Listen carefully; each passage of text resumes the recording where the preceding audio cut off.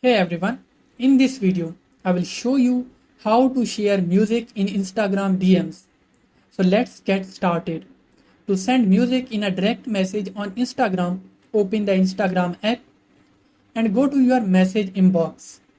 Now open an existing conversation or start a new one. Tap the sticker icon, then select music. You can browse suggested songs or search for a specific song, artist or album. Tap the play button beside a song to hear a preview of it. When you find the one you want, tap the song to send it in your chat. A sticker of the album artwork and a record will appear. Your friends can tap the play button on the sticker to hear the song you have shared. The record will spin as it plays. That's it for today.